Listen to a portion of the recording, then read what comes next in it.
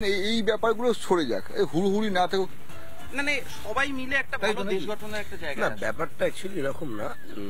মনজি এসেছেন আমাদের সরসংঘ চালক, উনি পশ্চিমবঙ্গের আমাদের যে রাজনৈতিক ক্ষেত্র বলুন বা সামাজিক ক্ষেত্র বলুন, যেসব জায়গায় আমাদের সংগঠনের কোনো প্রবলেম হচ্ছে বা কোনো মানুষে মানুষে বিভেদ তৈরি হচ্ছে, উনি সেগুলোকে একটা স্মুথলি পরিবর্তন করার জন্য এবং একদম যাতে স্মুথলি চলে, কোনো ঝঞ্ঝাট না হয়, সঙ্গের সাথে রাজনৈতিক ক্ষেত্রে মিলবন্ধন থাকে, এগুলোই উনি দেখতে এসেছেন। বেসিক্যালি 26-এর যে ভোট, কোনো অনারম্ভ জীবন, যে ঘরটা ছিলেন সে ঘরটা তৈরি হয়নি ঠিক করে।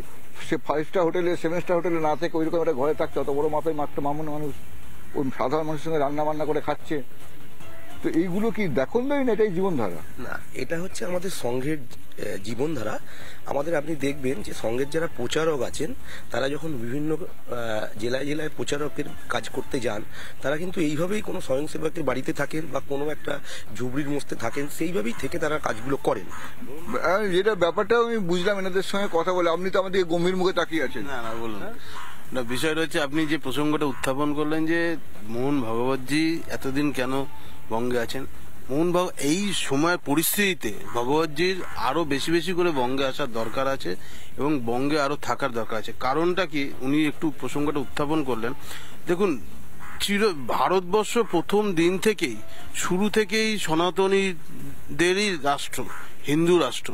আপনি আজ থেকে 5000 বছর আগে যদিও ফিরে যান, দেখবেন ভারতবর্ষের সমস্ত নদী নালা পর্বতমালা সমস্ত হিন্দু নাম দিয়েই তৈরি। ভারতবর্ষে একটা হিন্দু ধারা প্রবাহিত হয়ে আছে।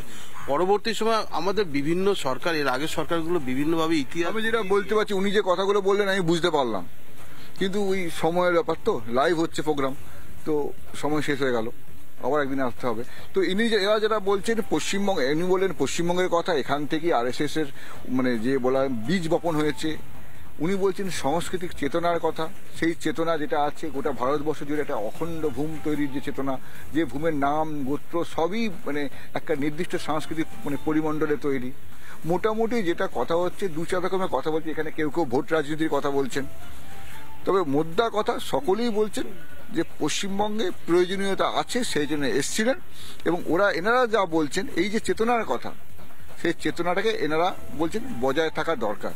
তো আজকে মানুষের মন জানলাম হাওয়া কেমনে, আজকে বিভিন্ন মানুষের সঙ্গে কথা বলে, আগামীকাল অন্য কোথাও অন্য কোনো মানুষদের সঙ্গে কথা বলবো, অন্য কারোর সঙ্গে কথা বলবো, জানবো মানুষের মনের কথা।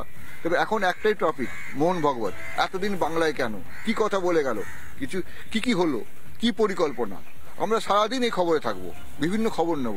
তবে আজ এই পর্যন্ত, আগামীকাল অন্য কোথা থেকেও হাওয়া কেমন। নানা ধরনের কন্টেন্ট দেখার জন্য লাইক করুন, শেয়ার করুন আমাদের ফেসবুক পেজ, সাবস্ক্রাইব করুন আমাদের ইউটিউব চ্যানেল। পাশাপাশি অন্যান্য ব্রেকিং নিউজের জন্য অবশ্যই চোখ রাখুন রিপাবলিক বাংলায়।